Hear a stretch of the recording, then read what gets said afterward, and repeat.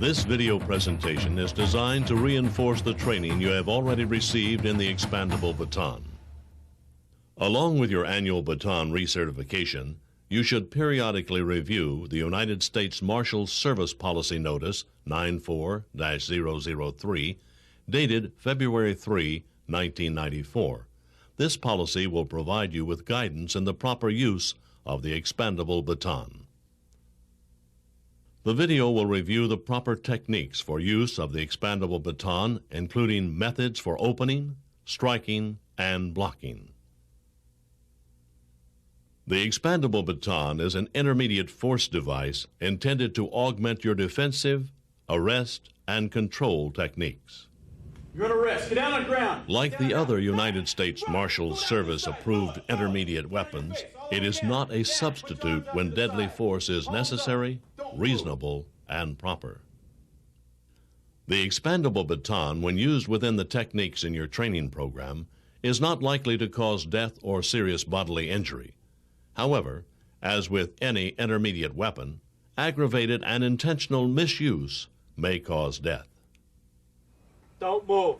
You must have a specific, factual basis to believe that the use of the expandable baton is reasonable and justified. Unreasonable and excessive force is never justified. The expandable baton may only be used to control a non-compliant subject when other means have failed or are considered impractical. Do not move. Stay right there. The expandable baton is also referred to as a collapsible baton. It is constructed of durable metal shafts and provides a low profile. When closed, this baton is only 6 to 9 inches long. The baton will open when it is held firmly with the gun hand and snapped downward next to your leg. The baton is closed by striking the tip sharply and directly on a hard surface.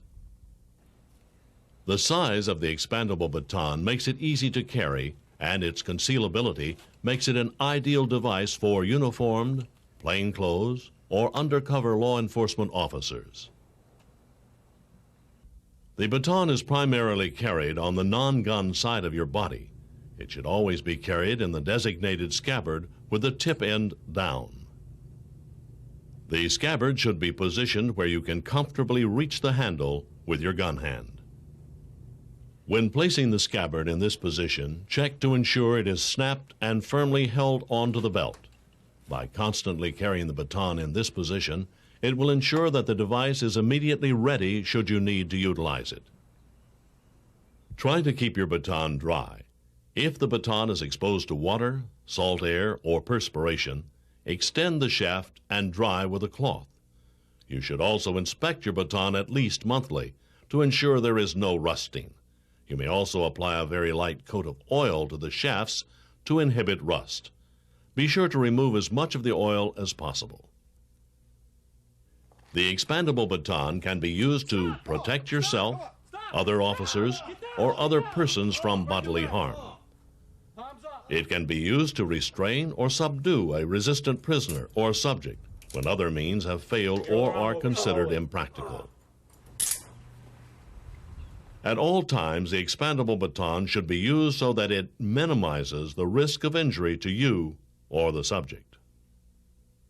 Two important factors of effective expandable baton use are proper stance and position. The field interview stance is designed to place you in a position where your body is turned, weapon side away. In this stance, you are ready and capable of moving quickly in any direction. Also, remember that the more distance there is between you and the subject, the greater your reaction time.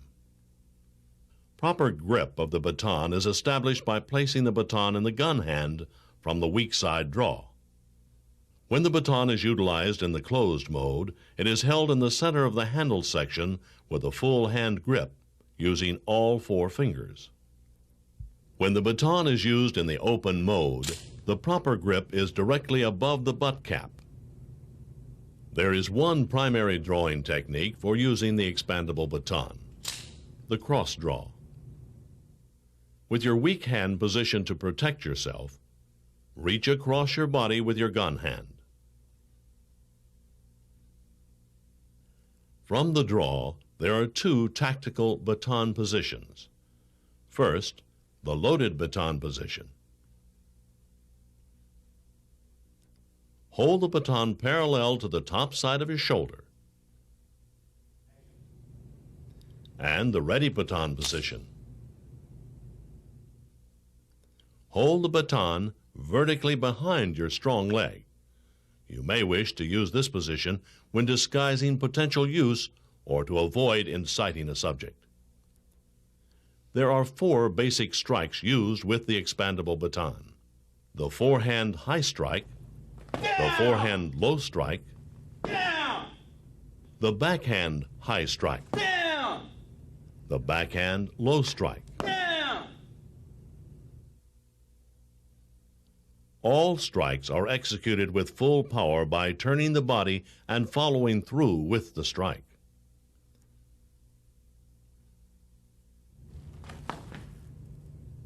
Redirection movements are principles of avoidance of aggressive force. The best defense against force is to avoid it. Whenever possible, you should direct movement to the outside of the subject's body line. This position places you in the best tactical position. Generally, these striking techniques can also serve to block an attack. In some situations, it may be necessary to execute a two-handed blocking motion. Two-handed high block, two-handed down block.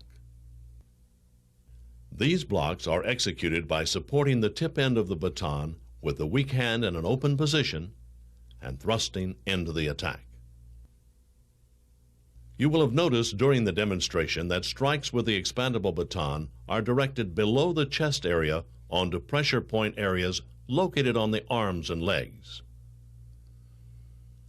The 5 primary striking areas with the expandable baton are the radial nerve, which is located on the outside of the forearm, the median nerve, located on the inside of the forearm, the common peroneal, located on the thigh area of the leg just above the knee, the femoral nerve area, located on the inside of the thigh between the knee and the groin, the tibial nerve area, located in the center of the calf.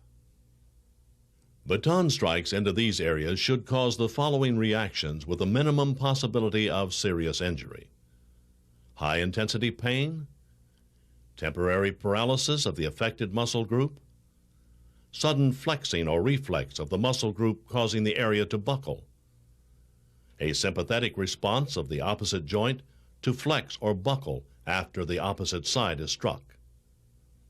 Deliberate strikes to the head, face, groin, solar plexus, neck, kidneys, or spinal column are not authorized except when the use of deadly force is justified. The expandable baton may also be used in the closed mode. Look out!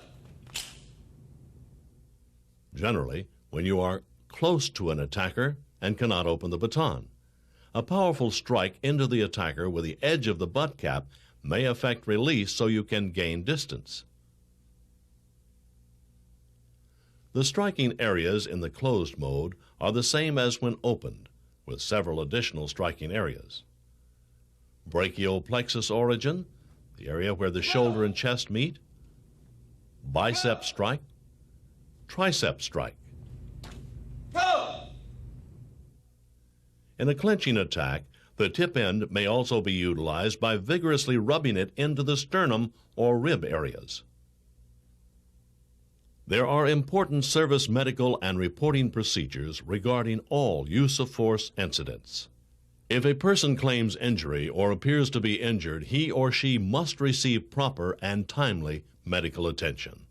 This may be satisfied by calling for an emergency medical technician, or EMT, or by taking the subject to a hospital or to an EMT facility if one is relatively near. If a hospital or medical clinic is not close by, the subject should be transported by ambulance or rescue squad personnel. Thoroughly document the circumstances regarding your baton incident on a USM Form 133. The expandable baton should be used when empty hand techniques are not sufficient to gain control, but when deadly force is not justified to control a resistant subject. Don't move, you stay right there.